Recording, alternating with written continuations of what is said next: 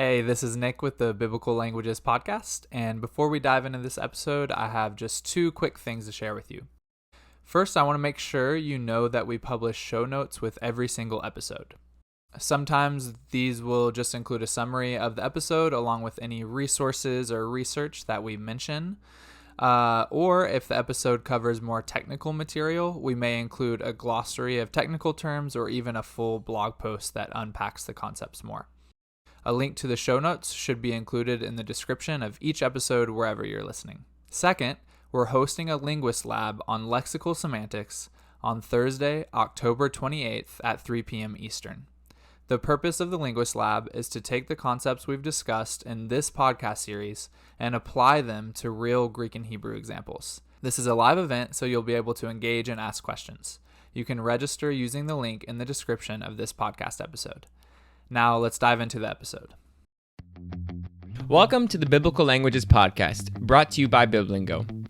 I am Kevin Grasso, your host for this episode, and I'm excited to talk with Will Ross today about Greek and Septuagint Lexicography. Welcome to the show, Will. Thanks, Kevin. Good to be here.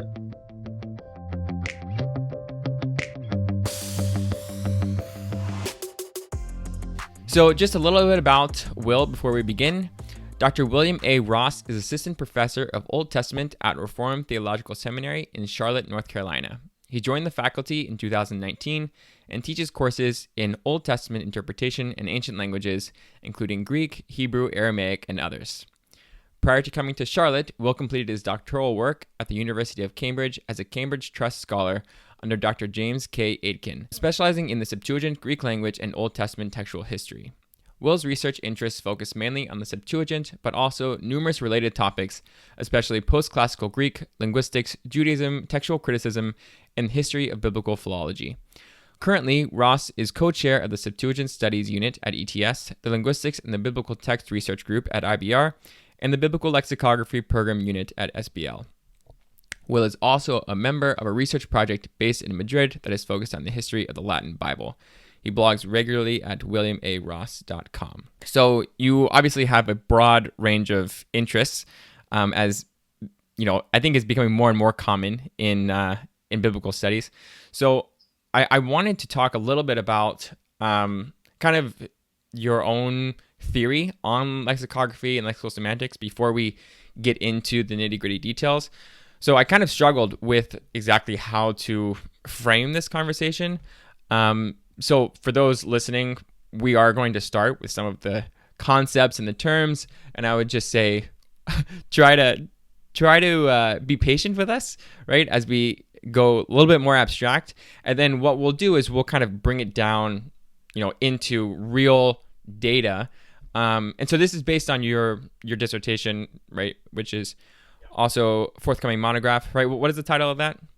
It is, so we're trying to decide actually, but I'm pretty sure it's going to be called Septuagint Lexicography and Language Change, possibly with the addition of in Greek Judges to the end of the title. So stay tuned on that, something like that. Okay, so I know in your dissertation you do focus on Greek Judges. Are you going to go broader than that in the monograph, or? No, it's just a question of what to call it. So, but right. Yeah, my it is a dissertation about Septuagint lexicography and Greek lexicography more broadly, using case studies drawn from Greek Judges for reasons that have to do with its textual history.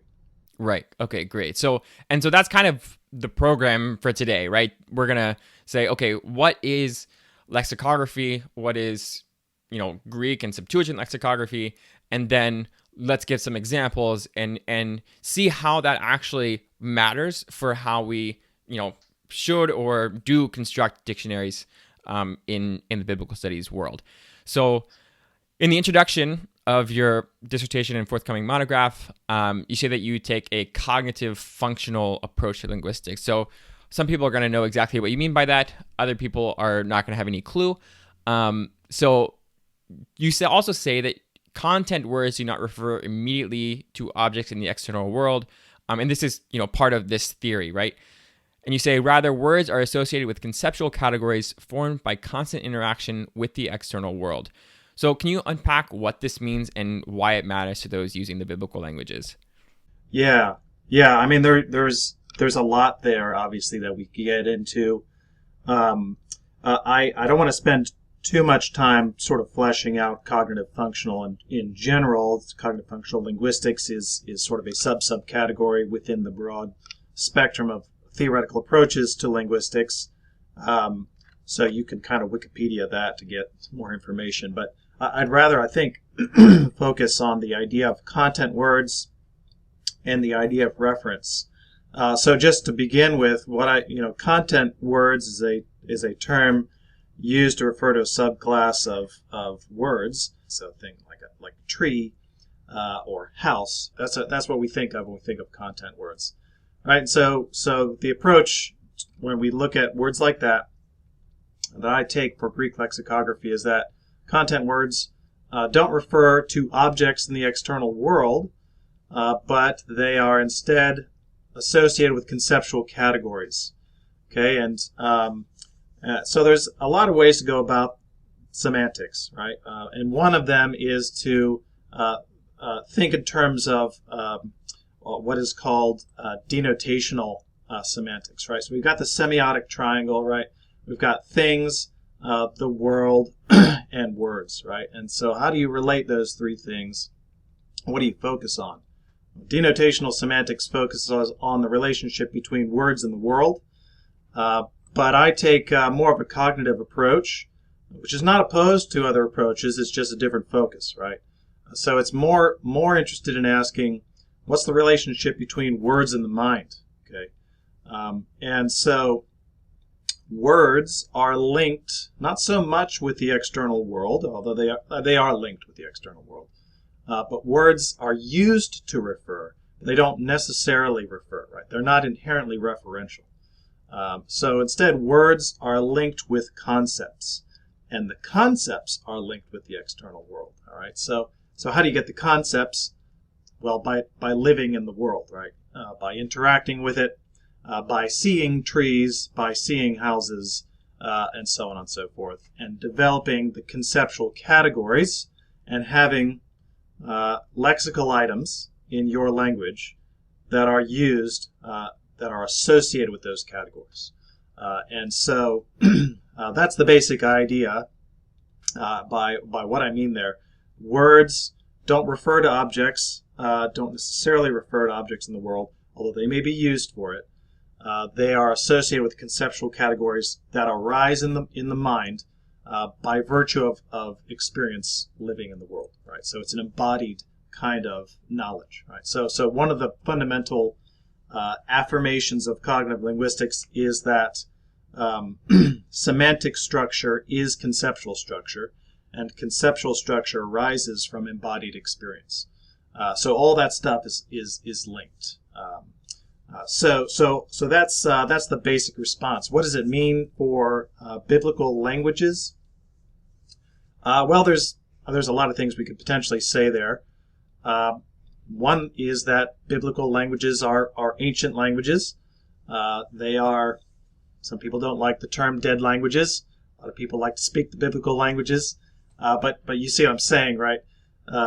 They are. So biblical languages are no longer referential in the same sense that the English we're speaking today is referential, right? Or whatever current languages are in use. So although they're not referential, they do have meaning, right? So words have meaning despite not having reference. And that's true in current languages too, right? So this is why you can have words like unicorn, right? Because although there's no unicorn out there that I'm aware of that we can use a word to refer to like that unicorn, right? Unless we're talking about a toy or something. There still is a conceptual, there's a concept associated with the word, and that concept is derived from lived experience, whether you're reading or seeing movies or what have you, popular culture, things like that. So the same kind of applies in the biblical languages, right? They have meaning despite not necessarily having reference. So there's more things I could touch on, but I'll let you kind of ping back some questions or responses. Yeah. So maybe we can take like a really basic example to flesh this idea out a little bit more. So something like tree, right? So when we think of like the word tree, you're saying like we can have two basic options for defining that word. If we have a denotational sense or a denotational like theory of meaning, right? And honestly, people don't really make this distinction in the sense that, you know, most people will say that you have both sense and reference, right? And they are different. And you know, this goes back to Frege. This is late 1800s. I mean, this is pretty basic in this sense. But if we just say, okay, the word can mean can point to a specific object, right, in the world, yes. right? Or so if we say tree, we can say, you know, that the word itself means a particular object, right? Or we can say that the word tree means a concept, right, that might include particular kinds of objects, right? Is that the distinction? Yes. So within cognitive linguistics, meaning is conceptual, right? That is what it is. That the reason that meaning exists is because the concepts that exist in your mind and the things in the world that they are associated with. So yeah, to use the tree example, right? The word tree can be used to refer to things, and it's used to refer to the things that are trees, because that's conventional. Is what we use it for. The thing about the biblical languages, another important component of cognitive linguistics that I think is very important for lexicography in general is something called prototype theory. And the idea for prototype theory is that we've been talking about conceptual categories, and prototype theory says that those categories are graded, meaning that there is a central category, the prototype, and there is some field, so to speak, or region around that prototype in which other members of the category are located and graded according to how well they fit the prototype or how close to the prototype they are. Okay, so one important thing is that prototypes will change. You can have basically the same concept but different prototypes. Okay, so in the Northeast, I grew up in Philly, and so when I say tree, I think of an oak tree, right? That's my prototype. It's a big, deciduous tree with oak leaves on it. But if you grow up, in East Africa, your prototypical tree is going to look different. I'm not sure what it would be. And it's the same thing, too, for ancient languages, right? So whether it's in Hebrew or dendros in Greek, right? The prototype is going to be different, and there are going to be different members in the category, right? And so the definition of dendros is not oak tree, right? It's a conceptual category in which there are members that may not match our members, right? Kevin, maybe your prototypical tree is different. I don't know where you grew up or whatever. Even if you grew up in Texas, you may think of cactus. Is a cactus a tree, right? Well, if it's big enough, maybe you consider it a tree. So anyway, prototype theory is a big part of it. Yeah, I think one example, I was actually talking about this last night offline. We were talking about fruit, right? And it's interesting that Adam and Eve in the garden are always pictured with an apple, right? Despite the fact that it almost certainly wasn't an apple, right? Because the prototypical fruit in that region is not apple, right? Correct. In the Middle Yes. East, just not Not an apple. And but if you were to have said karpos in first century Palestine, they probably would have thought fig, Right. pomegranate, date, Yep. right? Those are the three like big fruits in the region, and those are things that for us would never come to mind. But because our prototypical fruit is apple, when artists draw pictures of the Garden of Eden, we put an apple. Yes. Right. Yeah. And That's a great example. I mean, it shows, right, that what happens when we go to the biblical text, right, and we say, okay, here's a word that we don't necessarily know the reference to it, right? It is, a higher higher level category like fruit. There's all kinds of different fruits. We will put in our own cultural, prototypical category instead of theirs, right? And it's necessary, right? I mean, we don't have anything else, right? If we don't know their culture, It's automatic.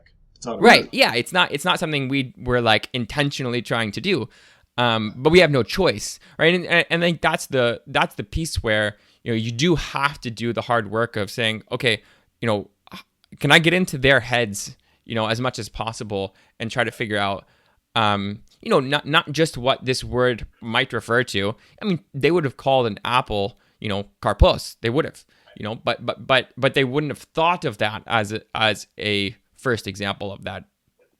Yeah, and that's exactly right. I have an anecdote remind me to come back to, but another important component to the idea of prototype theory is what's called encyclopedic knowledge, right? And this is tied to the idea we mentioned before about meaning being conceptual, concepts arising from lived experiences and embodied being in the world, right? Encyclopedic knowledge basically means all of the knowledge of the things in the world that you bring to words and language, right? So all the stuff you just talked about with fruit, right? Or trees, right? When I think about my prototypical tree, it's not just an oak tree against a white background. It's an oak tree in a forest that looks a particular way, and there's maple trees nearby. Maybe a few kind of pine trees. The maple trees, they can be used for syrup, and they're probably on a mountain that's made from granite, right? And there's other things that come along with the imagery that is associated with your prototype, and so that's all wrapped up with the reason why when you read fruit on a tree, as a 21st century North American, it's probably going to pop up as an apple in your mind. So the anecdote I was going to tell is that when I was doing my doctoral work in Cambridge, we had a little back garden in the house we were renting, and in the back garden was a fruit tree. And when we arrived, it was late summer, and it was fruiting, and we had absolutely no clue what this thing was. And so I eventually asked my neighbor. I said, "What is this tree back here?" And it was a quince tree. And I had never even heard of a quince, and maybe a lot of you haven't either, but a quince is a fruit. It's essentially, it looks like an overweight pear is what it is. And it's terrible, right? They're not tempting at all. You have to cook them. They're very woody. But anyway, so I started going, this rabbit trail for quinces. And I learned that in the medieval period, the quince was the prototypical fruit for the Garden of Eden. Wow. So maybe the quince was much more common in the medieval period, but that was their prototype for the fruit in the Garden of Eden. I don't know why, because again, quinces are not really edible. You have to boil them in sugar, but anyway, that's this sort of anecdote. Wow, that's actually really interesting. I mean, just to show too that it changes over time, how we think of these things. Exactly. Great. So I actually wasn't planning on talking about any of that stuff, but that was a good introduction. So maybe we can skip to more like lexicography. And so you say that one way you depart from traditional lexicography, this is in your forthcoming monograph, right, is by giving definitions rather than just glosses.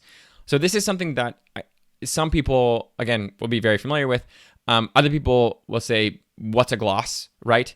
And why does it matter to write a definition versus a gloss? So can you kind of flesh out why this matters and what the difference is? Yeah, great question. So the basic distinction in how do you write a dictionary entry or lexicon entry, there's more than two, but there's two major options. One's the gloss, one's the definition. And it's right to say almost the entire history of lexicography, going all the way back to the Sumerians, the gloss method has predominated, okay? And a gloss, another way of saying gloss, is translation equivalent, okay? So most of you who are listening have learned biblical languages, and so you have used flashcards or vocab lists, that tell you that, again, dendros means tree, And so we have, word on one side, other word on the other, Greek on one side, English on the other. That's glossing, okay? It is a word that can be used in many, but not all cases, to translate that other language, okay?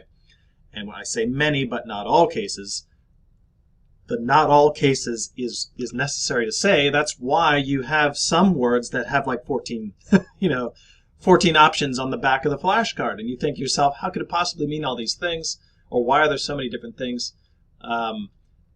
We'll get into that later, but that's because it depends on the context, right? Different situations mean different things, okay? But a gloss at a very basic level is merely a translation equivalent. It is a way that you could translate a Greek or a Hebrew word in many or most contexts. Okay, the other option is the definition, right? And a definition, people define definition in different ways, ironically. But at a fundamental level, a definition is a concise description of meaning, or a concise statement of meaning, including any fuzziness, semantic fuzziness. And ideally, a definition is no longer than it needs to be, and that definition you should be able to replace it for the word in every context where it applies, if it's a good definition. So those are the two broad options. There is some overlap. Okay, so everything in cognitive linguistics is graded and has a scale, and so definitions and gloss also overlap to some extent, because it is possible for a one-word gloss to function as a definition in certain situations, depending on what the word is. Okay, so one really helpful book just to read in general on New Testament on lexicography is John Lee's History of New Testament Lexicography. It's a lot more interesting than it sounds, but he discusses a lot of these issues in that book. And one example he gives of a word where the gloss functions as a definition is chion, snow in Greek, right? So you can gloss it as snow, and you don't need to do anything more, right? You don't need to. Please don't define snow, right? That's not helpful, right? To try to explain what snow is not the point of a dictionary or lexicon, right? So those are the two broad options when it comes to creating an actual lexicon entry. So then what might be the problem with just glosses? Yeah. Lots of things, right? There are problems historically, and then there are problems semantically. All right, so remind me to come back to semantically if I forget. I'll start with the historically. The history, I'll stick just to Greek lexicography. The history of Greek lexicography is long, going all the way back to the ancient Greeks themselves. And without giving you an entire history of everything, the gloss method has predominated. All right, for classical lexicography, but also specifically for biblical lexicography. And part of the reason for that, there are a lot of reasons for that, but one big reason is Western scholarship essentially lost track of Greek for a few hundred years. And so after the Carolingian Renaissance, when Greek kind of came back on the radar and into the 14th century, one of the ways that Western scholars began to learn Greek again, aside from actually meeting Greeks, especially after the fall of Constantinople, they would create concordances or word lists with the Latin Bible. And so that is inherently a gloss method, right? Word A is in Greek is word A in Latin. And so these word lists, sometimes interlinear Bibles, there's certain interlinear Bibles we have from medieval Ireland, but word lists, and then later these got distilled into basic lexicons. And this was also linked with the production into the early modern period of concordances, right? So where does word A occur in Hebrew throughout the Old Testament? How do we know what it means? Well, we're going to gather up all the different words in Latin that Jerome used to translate it. We'll just list them out, and that's the definition, right? Well, it's not a definition technically, like we just clarified. They're glosses, right? So the historical circumstances produced the gloss method as the prevailing way for producing a lexicon entry. Okay. Now you say, well, what's wrong with that? Potentially a lot, depending on the textual basis of your concordance and your biblical version. And so, without getting into textual history, you line up, any given edition of the Septuagint in the early modern period with any given edition of the Vulgate or the Hebrew Bible, right? You could have some serious textual variants thrown in there.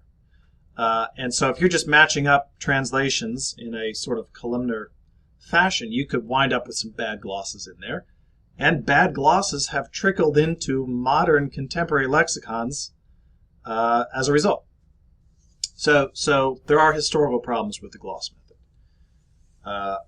There are also semantic problems. And the basic semantic problem is polysemy in the target language. Okay, so I was trying to think of an example of this in advance, and I couldn't think of one. So maybe you can think of one. I'll put you on the spot.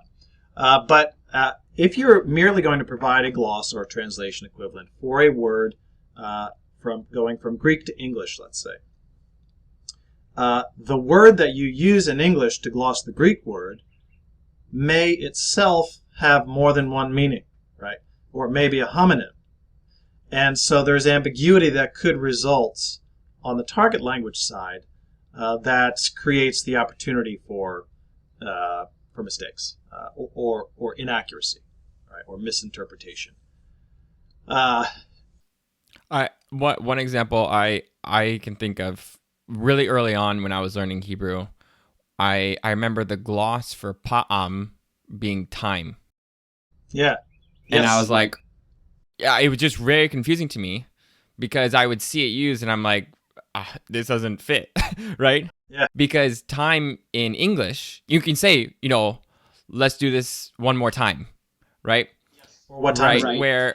Where old pa'am is, pa'am in that case is very good for time, right? But then time in English is, it just has a different range of meaning than pa'am, right? Yeah. So that would be one example where you have polysemy with time is affecting how you understand. It can lead to a misinterpretation of the original language. Yeah, great example. And I feel like I'm constantly bumping into these in my Hebrew and Greek classes, especially on quizzes where we have people. I had one student. If he listens to this, he'll know who he is. But one student last year who, in my Hebrew classes, he had the habit of choosing like the last gloss on the every time he would choose the last one, which is usually the rarest one and the most questionable one, Right. And every time seems like every quiz he was like, well, I put this one, and it's like, that's not wrong. I have to give it to you because it's on the list, but I don't like that. Here's why. Yeah. And it is almost always for this reason. It's like, this is a questionable gloss, either because there's some, polysemy or homonymy in English that makes it problematic, or it's questionable in terms of, is this really a part of the semantic range of the lexeme, or is it just the result of translation, right? Right. And this is another, related distinction you make between lexical correspondence in translation and lexical meaning in different languages. And it's interesting, so I'm, finishing up a dissertation in lexical semantics on biblical Hebrew.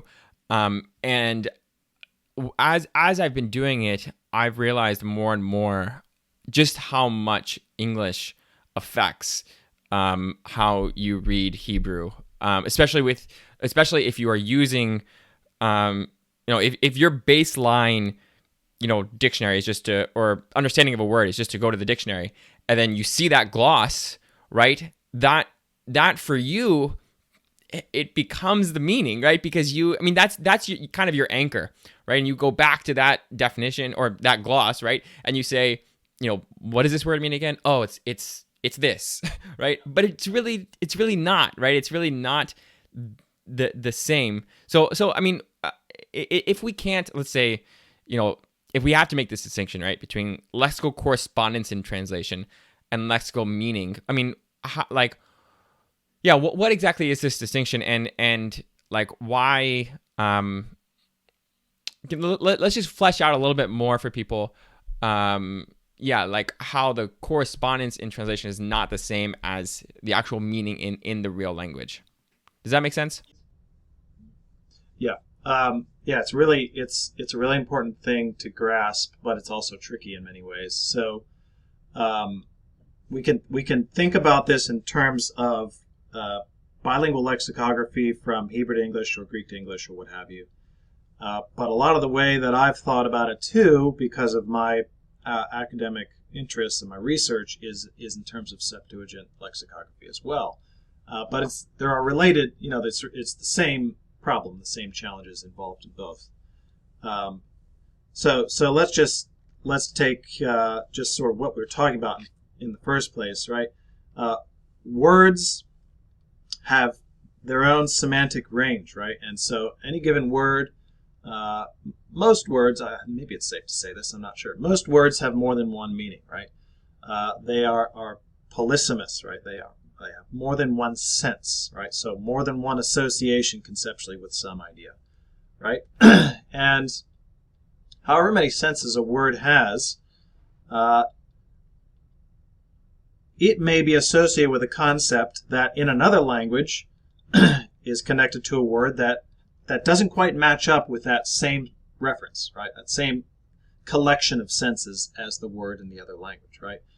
So you can kind of think about it as a Venn diagram, except that it's probably better to think about it as like a three-dimensional Venn diagram, like more like a web or something like that.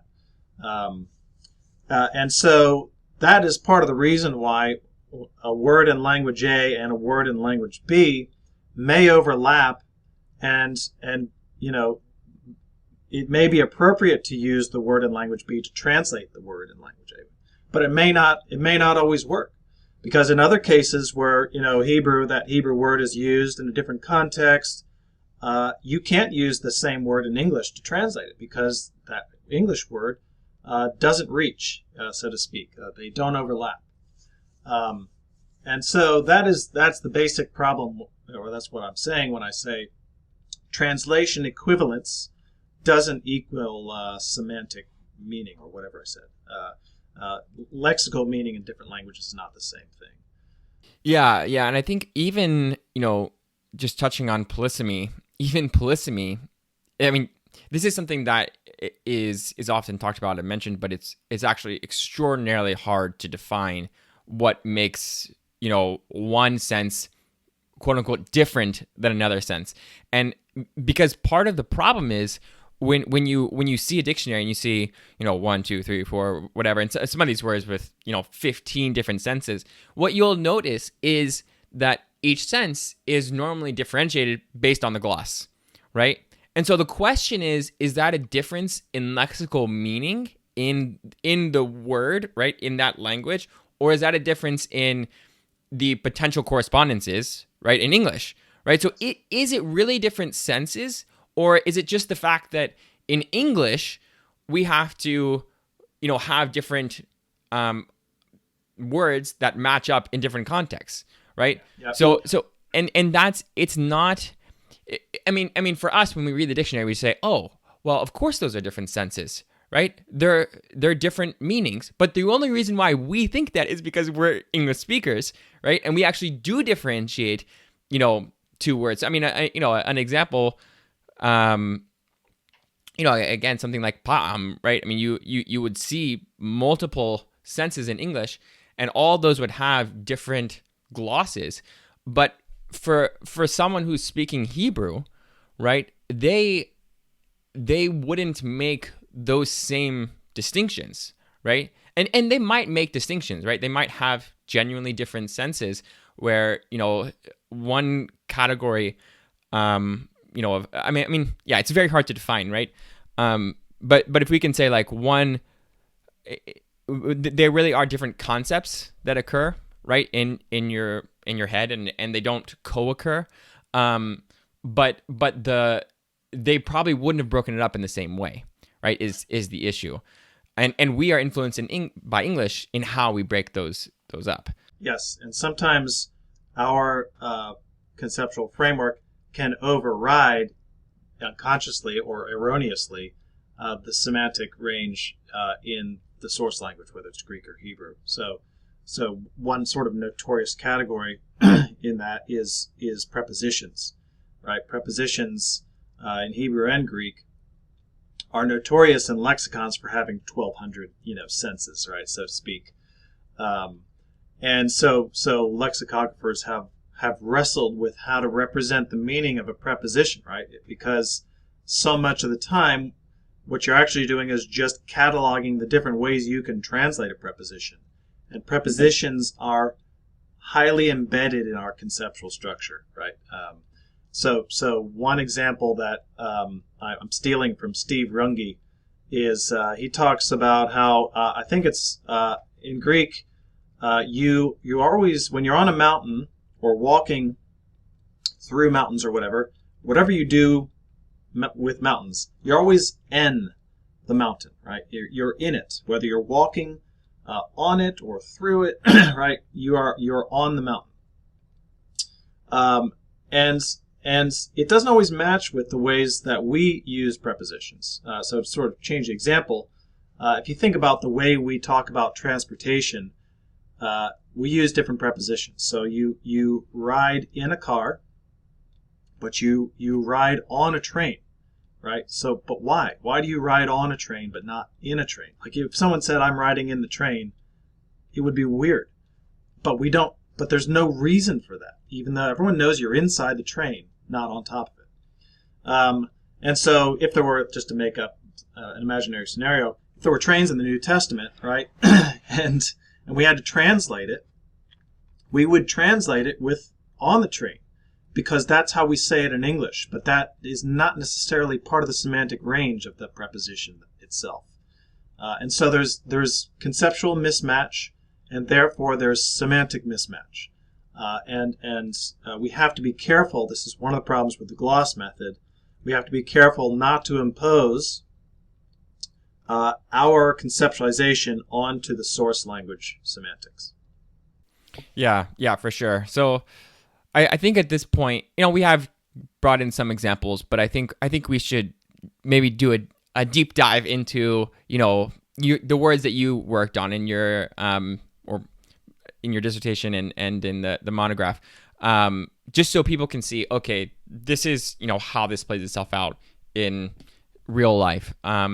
So you look at Parataso and Parataxis, and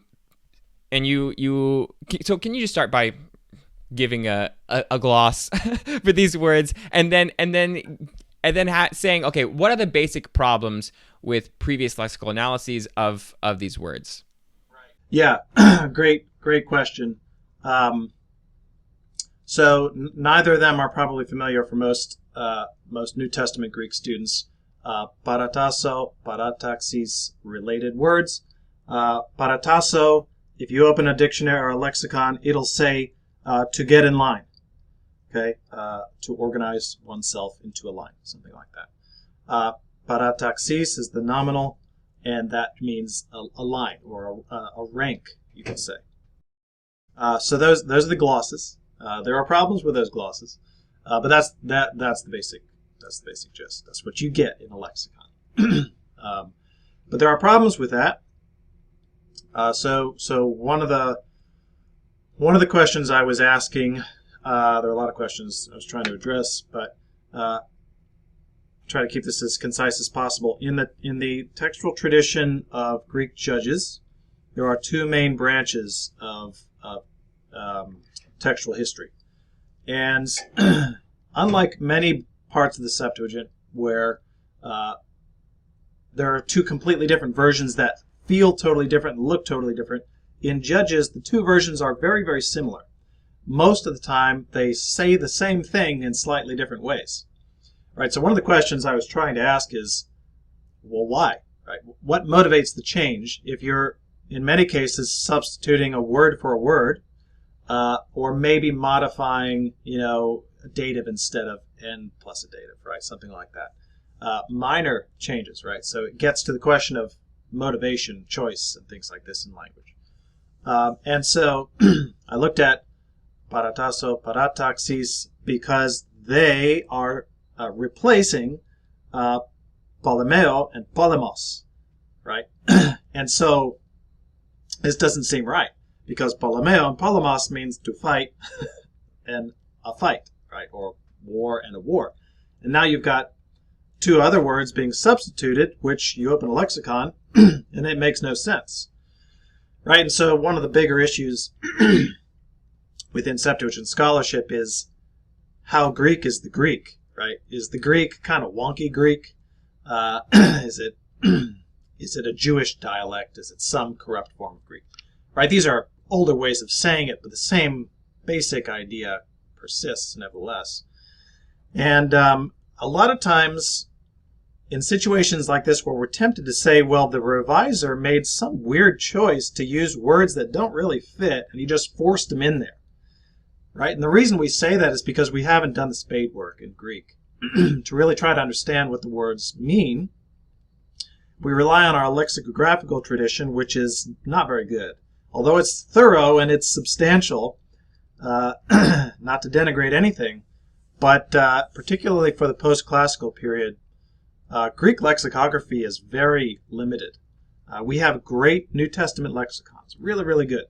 But anytime you step outside of the New Testament corpus in terms of lexical items, you're in the wilderness, lexicographically speaking. And so a lot of Septuagint lexicography is that way. So, wouldn't you know it, if you actually do the spade work and go looking through all the Greek sources throughout the post-classical period and examine Parataso and Parataxis, there is a very interesting trail of semantic development where Parataso comes to mean fight and Parataxis comes to mean a battle. And this is just not in our lexicons. So in fact, the choice to use that word to replace polemeo and polemos is totally appropriate. It's motivated for various reasons, but from a semantic perspective, it's correct. Yeah, it's interesting. Just the assumption should be that if you find it to be an equivalent in the text and it was written by a native Greek speaker at the time, right? Then even if that is the data, even if you can't find any other examples, that's your example. And it's interesting, the quote unquote authority here, right? Because some people, would go to the lexicon and say, this doesn't make sense, right? It doesn't fit, right? Because their authority is the lexicon, right? And not the text, and not the native Greek speaker that is very clearly better at Greek, right? Probably also better at Hebrew, right? Who's translating.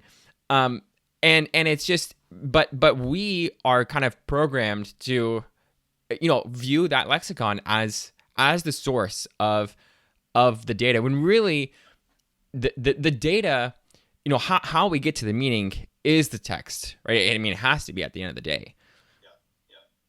Yeah, absolutely. And that gets to the fundamental problem for post-classical Greek lexicography. So by post-classical, just clarify that, I'm using that in the way that most people use Koine Greek, the label Koine Greek, but I don't really care for Koine Greek as a label. I love Koine Greek as a thing. But it's, anything after the classical period all the way through 2nd, 3rd, maybe 4th century AD, depending on who you talk to.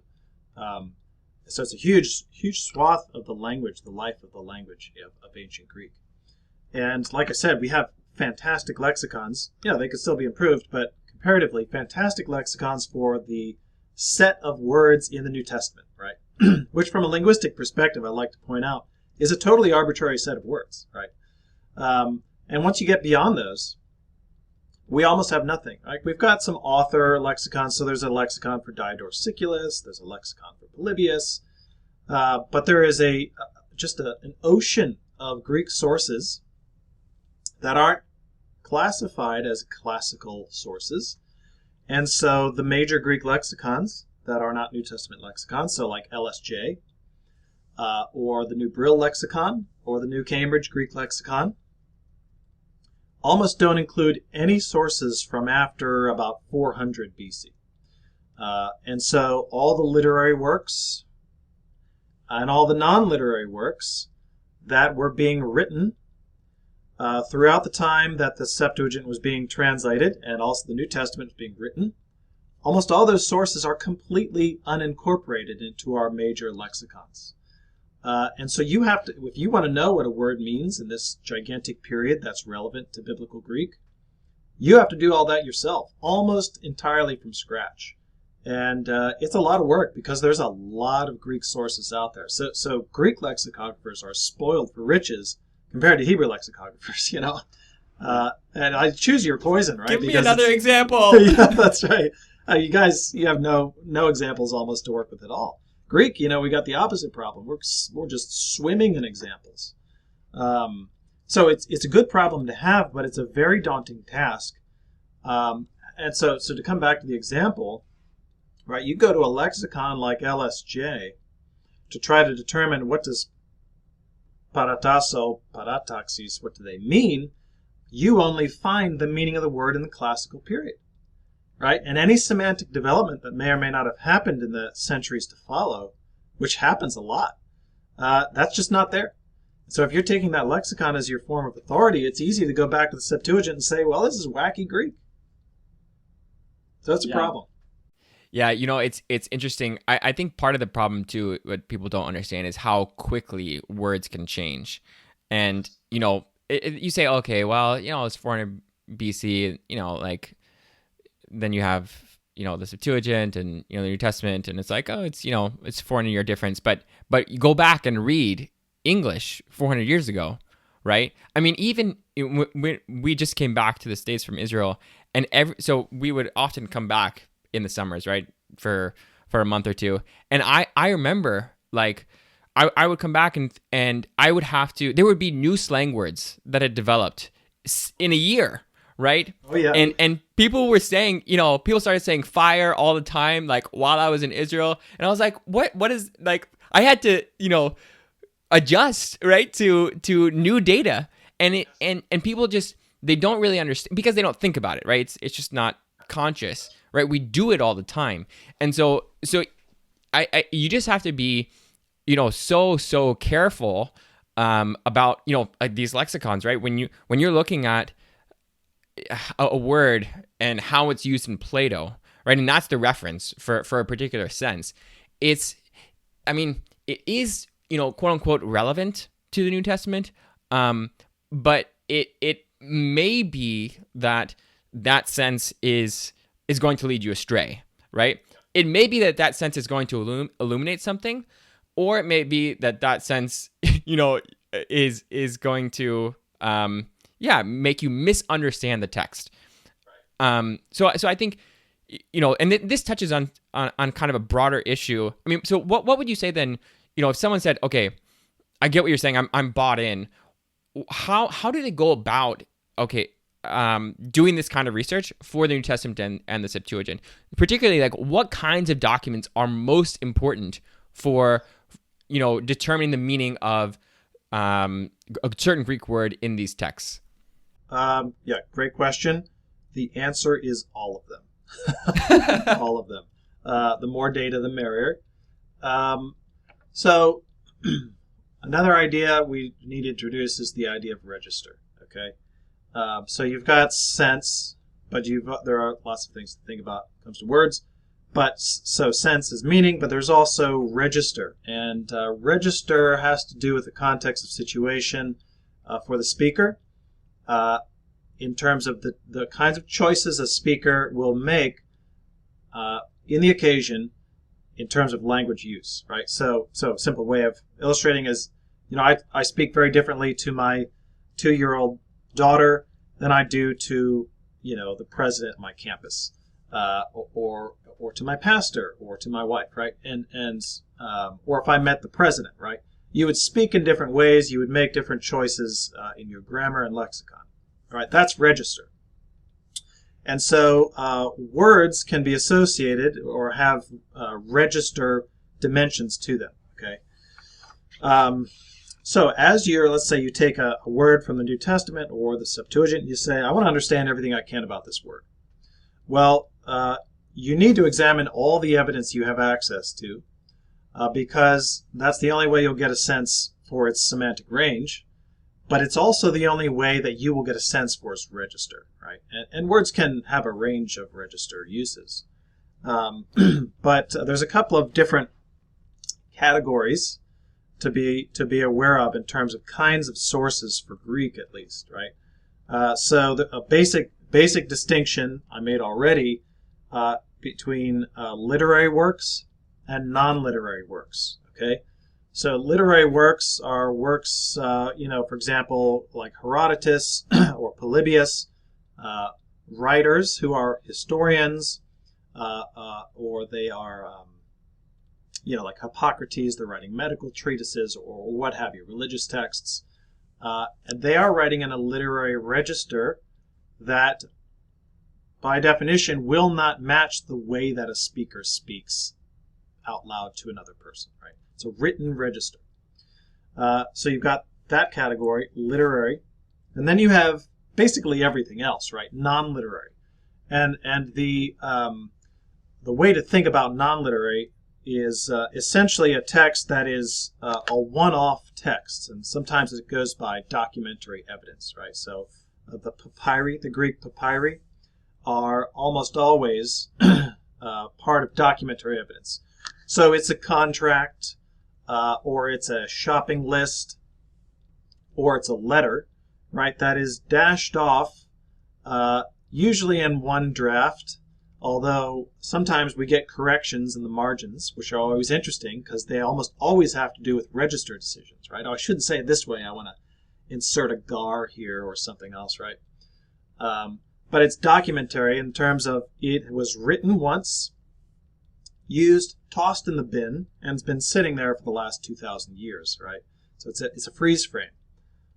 So those are very different kinds of language use, and we have to examine all of that in order to get a sense not only for the range of meaning for a word, but also the kinds of places or occasions where a word would be used, right? So there are examples. Parataxis, Peritasso are examples of this as well, where it's common to see those in literary works, but you almost never find them in non-literary documentary works.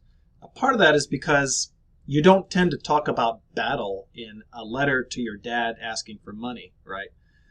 So there's a genre issue that enters in there, but it's also there are register considerations as well.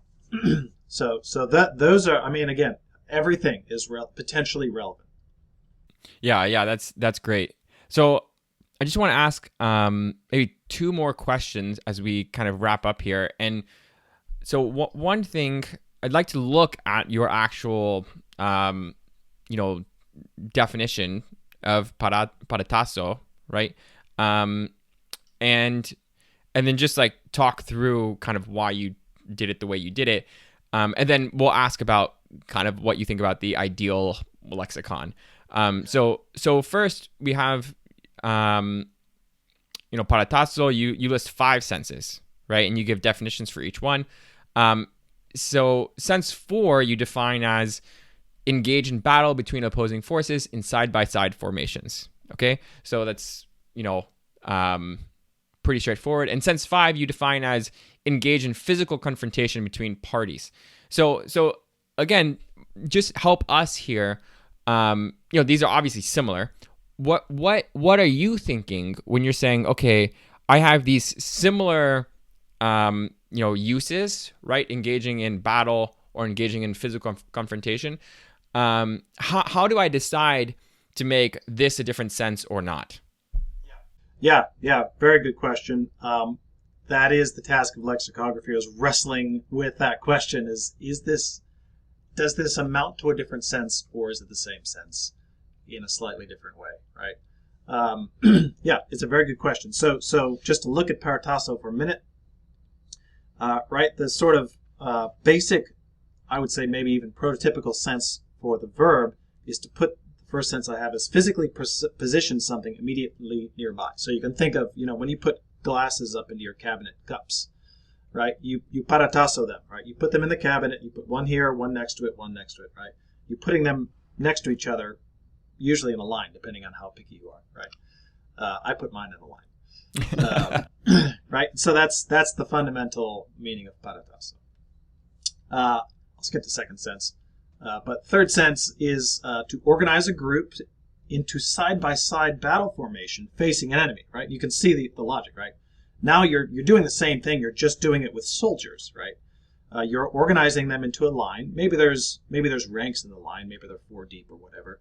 You'd have to figure that out based on Greek military tactics. But they're lined up, right? And so each side in Greek warfare, and I did a fair bit of research into Greek warfare, each side is paratasoed in front of each other, right? And that's how they fight, right? So that's organize a group into a. So that's the gloss you find in LSJ is to line up or marshal, right? But what you don't get is the fourth sense that you mentioned, right?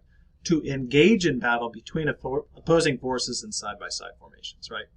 which is the gloss battle, right? To do battle, and that's possible because both sides of the battle itself are already paratasoed, and now they're going to combine, right? They're gonna join battle is how a lot of the Loeb translations will translate as sort of more archaic use. They join battle because the two lines come together and parataso with each other, right? So now they're all mixed up in their ranks. Okay, so as you can see from the references here, our listeners can't see it, but it's very, very common, as you can imagine, in the military historians in the post-classical period. Lots of Josephus, Diodorus Siculus, Plutarch, and others. Okay, so then sense 5, right? What's the difference? The sense 5 is engage in physical confrontation between parties. So what's the difference between that and fight? Well, I wrestled with this one. There's only one reference here, so I'm not totally sure, I wrestled with whether to put it down there. I could only find one attestation of this idea. It's the same idea, right? You're still fighting. The difference is that there's just one person on each side, right? So they're not paratasoed with anything, but they are paratasoing each other, right? So sense 5, where there's just 2 people in the fight, depends on the existence of sense 4, right? Where 2 paratasoed lines come and join together, right? So that ultimately is why I decided to make it a separate sense, is because you couldn't say that 2 people alone are paratasoing unless groups already were paratasoing, you see. So that's the base. And there's a couple of other interesting things I didn't get to put in, but I think it's in Lucian, who writes about what's it called? It's some crazy compound word I can't remember off the top of my head, but it has to do with food. It's like basically a word for food plus parataxis. I wish I could look it up. I should have prepped this, but it means a food fight in the context, right? So it's a food parataxis. It's a food fight in one of his feasts or something like that. Yeah, you should look that up. That could be a useful word, especially if you're trying to speak Greek. I mean, that could be quite fun. Yeah, exactly. Just so I think one point in this, then, I mean, really, this difference between sense 4 and sense 5, what you've said. I mean, it is in some ways a matter of preference, right? On how fine grained do I want to be, and what is sort of my theory on. On really what's helpful for the user of the lexicon, right? Is this a separate sense? Depends on how you define sense, right? Is it going to be? Certainly, if you just made it sense 4 broader, right? Just engage in battle. Yeah. Right. Then it's the same sense, right? If you said it's engage in battle and you wanted to refer back to being in a line, right? Then because you can engage in battle not in a line, then it has to be a separate sense, right? Yep.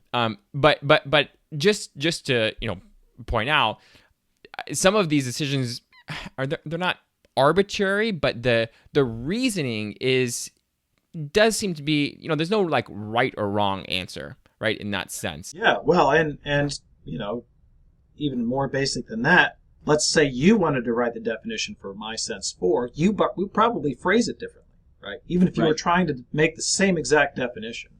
Right. And maybe yours would be better than mine, right? So yes, there's a certain irreducible subjectivity for the lexicographer where I'm trying to describe what I perceive to be this semantic range in the different senses, and the way that you categorize those senses will influence that.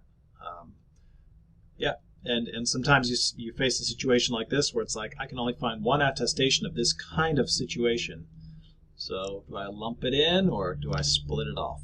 Right, for sure. So as kind of a final question, you at several points you say, okay, we've got problems with Septuagint lexicography, with Greek lexicography more generally, and we've talked about some of these, right? So the question is, what is the ideal Greek dictionary? If we're working towards something, if you could just snap your fingers and include all the data and do whatever you wanted, without any of the work, what would it be? So, for example, you've said, okay, we should have definitions rather than glosses, right? So what other information do we need to sort of be careful of when we're making this lexicon? Yeah, that's a great question. I think the first question you'd have to answer is periodization legitimate, right? Is it legitimate to say Classical Greek should be split off from Post-Classical Greek, which should be split off from Byzantine or Medieval Greek, right? And you have the question, what do you call those different periods, right? So I think that's an important question at the outset, right? And that question is related to, what is my corpus, right? What is my corpus? And New Testament lexicography is in as good a place as it is because it has a relatively limited corpus if it's just a corpus lexicon. But if you say, okay, we're just focusing on post-classical Greek, I think my ideal lexical entry would look a lot like the entries that we already have in BDAG, for example, and even LSJ to some extent, right? You need your morphological information, right? That tells you important things, just as a user of the lexicon. I think there are certain cases where you could beef that up or maybe simplify it. But that's a really important tool for users of ancient languages, right? So you have to have that. Sense divisions would have to stay there. I am even open to sub-sense divisions, and I think you could make an argument that my sense 5 should be subsense for sense 4, because there are cases like that where it is basically the same thing but in a slightly different scene or situation, right? So sense divisions would certainly be there. And again, we're talking mainly about content words, or so nouns or verbs. But on top of that, I think what I would love to see, just in general, is a much more thorough coverage of sources as we have them, right? I say this to my students occasionally, and they look at me sideways like this can't possibly be true. But we do not have a lexicon or grammar for post-classical Greek. We don't have one. And they say, no, that can't possibly be right, But yeah, again, we've got very good state of grammars for New Testament Greek, very good state of lexicons for New Testament Greek, but the New Testament is a drop in the bucket. And we do not have a lexicon or grammar for the full sweep of post-classical Greek. It's a huge desideratum, and it's a huge project. So lexicons a lexicon, if it ever came into existence, would have to take account of all the literary evidence and all the non-literary evidence. And I think in an ideal world, the way that evidence is corralled into the lexicon entries would do something to indicate what kind of evidence you're dealing with. And you may or may not have noticed that I tried to do this in my own lexical entries by creating within the body of citations. I do think you need references, if not citations as well. You have to have citations. The new Cambridge Greek Lexicon has no citations, and it just hurts my soul. So to have it has no references. It just has authors, but no references. So you have to have the references in there, and I think it's worth breaking those up into, even they're somewhat arbitrary categories: classical Greek, postclassical Greek, and then maybe even subcategories like Septuagint, New Testament, or you could have other Jewish literature, right? Because those are not separate categories of language data, but they are relevant genres that may influence, right? So there's a register or genre consideration I think would be helpful to show in lexical entries. And then I do also think that some kind of chronology is also important to indicate. Obviously, you get that with classical, post-classical, but particularly when you're citing some of the non-literary sources, whether it's papyri or inscriptions, or if you ask Michael Theophilus, he wants lots more coin, information, right? Numismatics, which I think is probably worthwhile. You want to indicate, what is it? Is it a papyrus, or is it an inscription, or is it a coin? And what's the date, right?